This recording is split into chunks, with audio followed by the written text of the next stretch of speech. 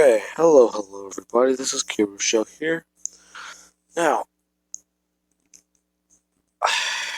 this took me a minute to figure out, but I got done with yard work probably around 3 or 4 o'clock. I believe 4 o'clock. Then I showered, went to the bank and tried to run some errands in my town.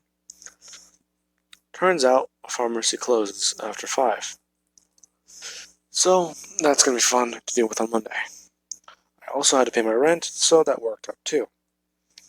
That's why I went to the bank. Now, this took me a minute to do, but let us continue. I also just ate, and I almost fell asleep in my bed. I'm tired. So, I'm going to at least try and get up to... Yeah, it works. I'm going to at least try and get up to a certain point today. Let's see. Okay. Where we begin. Deku is told that he is supposed to give the speech for Class 1A, because he got the most points during the entrance exam. Deku would immediately walk up on stage, and he would pick up the microphone and start asking people one question. How many of you have random quirks, if not quirks that make no sense, or could be considered villainous? As a lot of people in the stadium and in the classes actually raised their hands. Deku would say that, well, first off, your quirks may be like that, but it's not what those are that determine you. In fact, the students here who have quirks like that and are trying to become heroes are perfect examples of that. In fact, my quirk might even be a better example. Now, before you go throwing accusations around, my quirk is called Butcher. That name alone is not good. Whatever I kill, I gain the power of. On a long story short, I was sent to a hell for a century, and I came back angry, and even more pissed off. In fact, some of our heroes have had to deal with some of those monstrosities. That is not good. Now, whenever we were attacked during the USJ, I actually heard quite a bit of these things, talking about some of us they were trying to take. So, what do? Well, to spit in Lucifer's face, I took the ones he was trying to take, straight to his doorstep, just to give him the finger. So, at least 10 of us have been trained, and have been to hell, with enough experience to survive on our own. So you'll just have to see who it really is. Now, plus Ultra, as he would hold his hand up and it would immediately turn red with claws on it, as wings start to appear and horns appear too.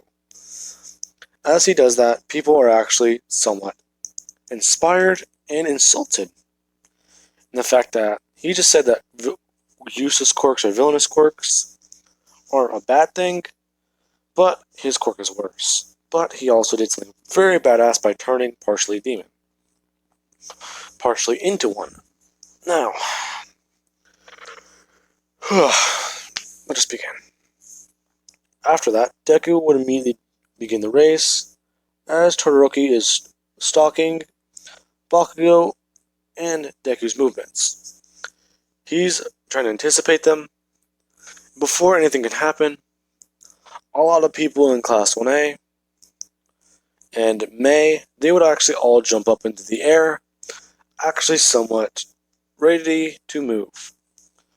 As soon as this happens, they would hear go, as you just hear a sonic boom occur, and you just see a giant wolf running across the entire floor. This is actually pretty interesting to some people, as they heard about that one boy's quirk, but this is ridiculous. Deku would immediately just be jumping through the air and running, as Bakugo is close behind him. Now, everyone who went to hell with Deku actually got their armor certified, so they can use it if they would like to. But some of those armors do not help during the race. So, I want to give Jiro her armor during the race, Kaminari his armor during the race. And I would say Momo's, but Momo's doesn't really do anything. Yeah, Mei actually has an updated version of gear, so she's actually using rocket boots like Doomslayer's armor. Basically the ones Deku had that she actually modified.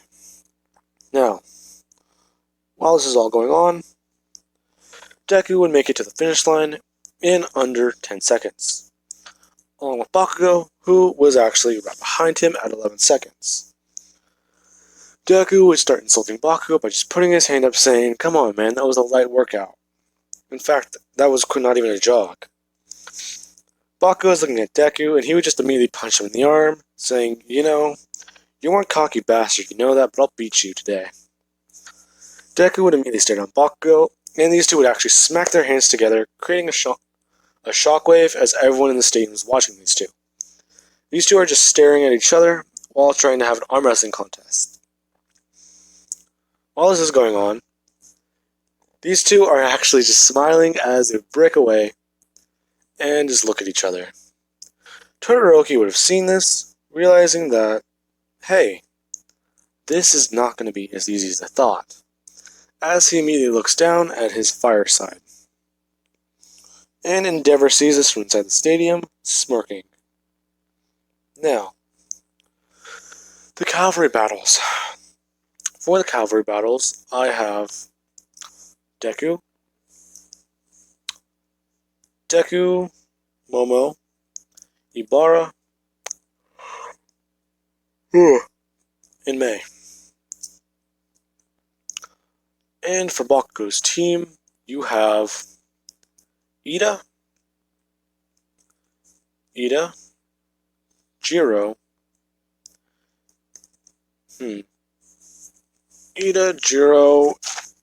and Kaminari, I believe. Now, these two teams, they are essentially what everyone's here for, as all these guys seem to be very powerful. But there's also a third team. Now, this team consists of both Monoma. Yeah, I actually believe I have everyone covered. Anyways, this team consists of Monoma and his lackeys, and you also have Shinso's team, who Monoma just tries to ignore, reluctantly. Eventually, Deku would just be able to outpace Bakugo, as Bakugo actually just keeps trying to fight everyone. Deku would have been able to keep the headband away from him, albeit causing a bit of damage. And damn, I'm just tired. And eventually that will work. Now, if that did not seem very cohesive to you guys, that is because this is very, very confusing in my head, because I have exactly what I want planned, and I just got it all figured out after 20 minutes. Okay. Now the final battles will begin, as we have the copy bitch Monoma versus Shinso in the first round. Monoma starts going off that essentially he doesn't know what his quirk is, or he knows exactly what his quirk is, so it's not going to work at close range. In fact, it's not even going to work at all on him. He's more interested in that Bakugo guy's quirk. As he's ranting on about this, Shinso would just sigh and just say, "You know, for someone who thinks you're all smart and tactical, you sure are a dumbass." As he says this, Monoma actually flinches, somewhat hesitating to actually speak to him. As he opens his mouth and is about to say something, Shinso just keeps going on and actually berating Monoma. Monoma would finally have enough of it and just snap, shouting that he's not useless and his quirk is better than everyone else's. As this happens, Monoma would actually be hypnotized walking out of the ring. Brainwashed, not hypnotized, but those are basically the same thing. Shinso would win the first round. giving him an honest victory over the copy pitch already. Now, next round, you have Tokoyami versus Kirishima. This round actually goes pretty interesting, as Tokoyami, I want to say, would probably be able to break through Kirishima's defenses, but Kirishima can harden his skin much harder than he usually does in this current timeline. But he didn't go to hell. So that year of training does not pay off. But let's say he actually trained more intensely during those 2 weeks, because he saw how useless his quirk was against Deku. So he at least wanted to come second place. So he trained harder, taking bigger leaps and going a lot further with his training. Instead of usually just hitting himself with a metal bar, he probably found someone who could punch him with a strength quirk, breaking it one day. So let's at least say he can beat Tokoyami in theory. Tokoyami does have distance, so I will just give it to Tokoyami. Sorry for Kirishima fans out there, I know the feeling. This hurts me more than it hurts you. Alrighty. So, Kirishima is down. Let's continue. Ibarra versus Todoroki. This fight is actually somewhat interesting in my head because of the way I picture it going. So, let's begin. Oh, crap. Let's continue. Ibarra and Todoroki. The fight would begin with him immediately trying to coat the entire arena in ice, but she would actually just be able to put up her vines and actually start whipping them around, trying to create an entire wall. She's able to create the wall, and these vines immediately go offensive, trying to attack through the ice. They would try stabbing into the ice, but that wouldn't work, so they would immediately just start going around, trying to cover it. Todoroki would see the vines, as he's trying to think on his feet. He immediately dodges to the left, actually getting his arm caught, and he tries freezing it and breaking it with his arm. That would work. However, he realizes how close that was. And he thinks that, well, I need to use that side already, right?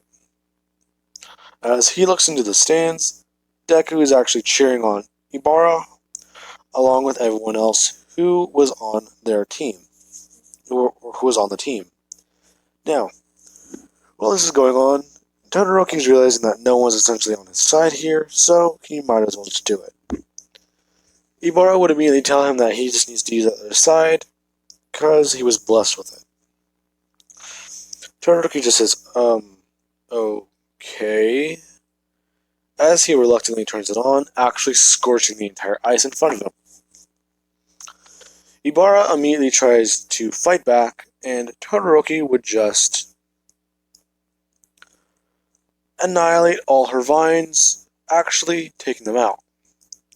She would actually be fighting back and actually using a lot of different types of whips, and she even creates something she didn't think she could do.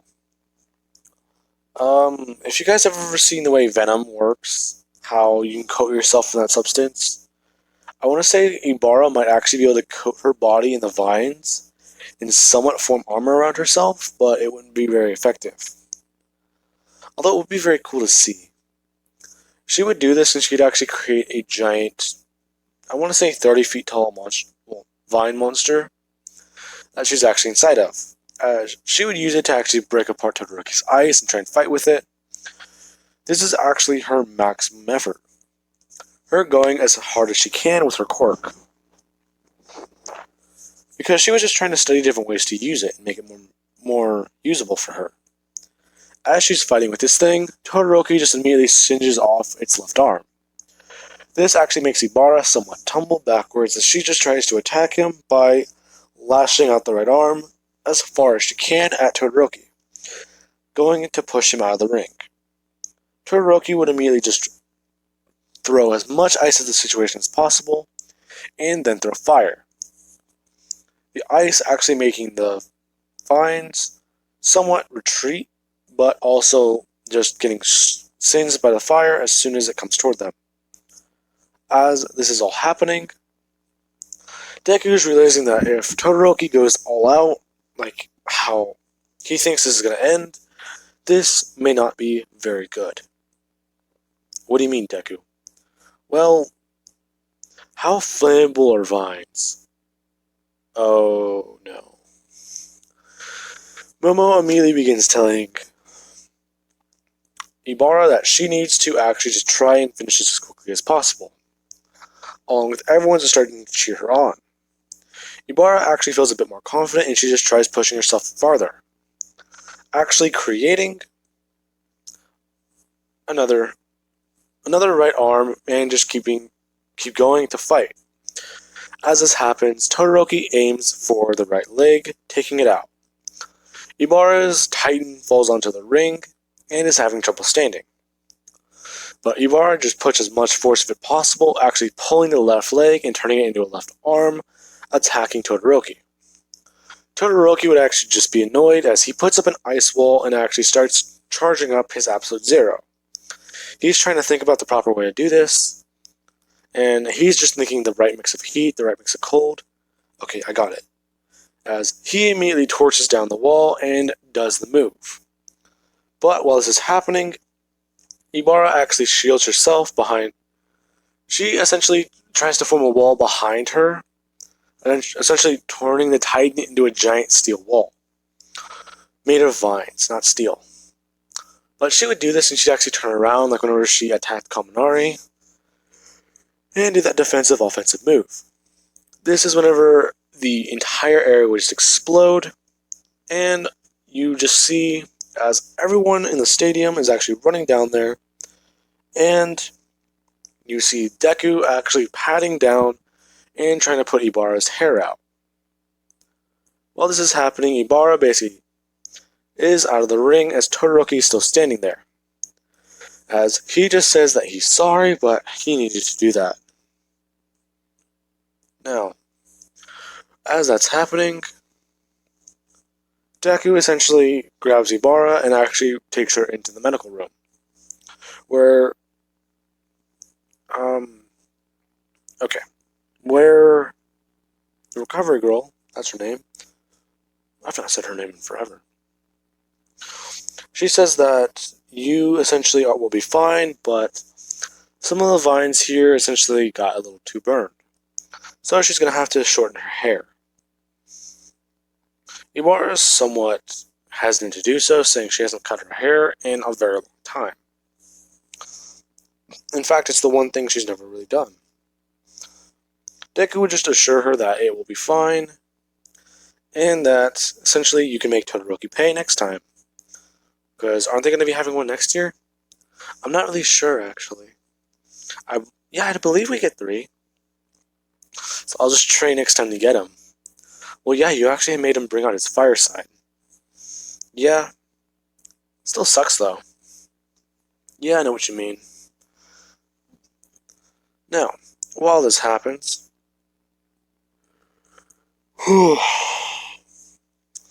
this is Ida versus Bakugo. Ida is talking to Bakugo, saying that he is going to win, and he has no chance against him. Bakugo just says... Sorry, I was thinking of the... I'm trying to think about these lineups again. Okay. Ida is telling Bakugo that he's not going to win, and this is useless. Bakugo just says he hasn't really seen his new trick, has he? Or he hasn't really seen his new move, has he? Bakugo says no, and he reveals that he has his gloves registers, as he immediately just puts them behind him, down at his sides, and actually just shoots them. They would immediately create a line that just starts burrowing into the ground. Bakugo eventually flies upward as he jumps up with full cowling, basically just using these to hover while he's moving them around the ring. Destroying the ring, but actually just making Ida run around. People are watching this as Ida is very hard to see and catch up with. Even though he is in James' brother, he might actually be faster. Ida is actually able to outmaneuver Bakugo, but Bakugo still has the edge in speed and stamina. As Oh wow. Okay. As Bakugo is talking with Ida, he's saying that he might as well just give up now. As he immediately starts falling down to the ring, and he has his hands open. Ida thinks that now's the time he can do so. As he's running forward, he goes to kick Bakugo. As soon as he gets close enough to actually make contact with Bakugo, Bakugo just smashes his hands together, sending Ida flying out of the ring, actually hitting a wall, breaking through it. This actually impresses quite a few people, as Bakugo basically used Ida's, well, he made Ida think he was off guard, so Ida would actually be forced to attack. So he actually won, as he would actually walk over and ask Ida if he's okay.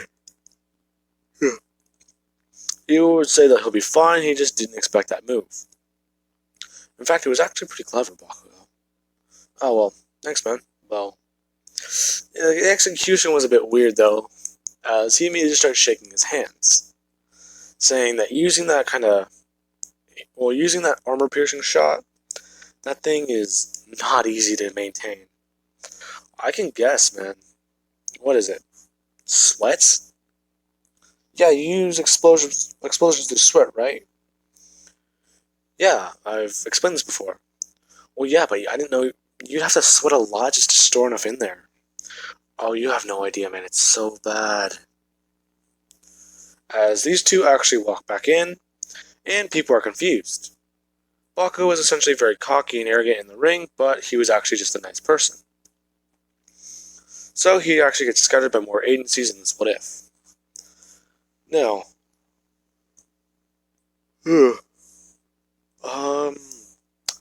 I am at 22 minutes, so I will just be cutting this into 2 parts, guys. So I do hope you enjoyed it up till now, because I will be immediately recording the next part after this is posted on YouTube.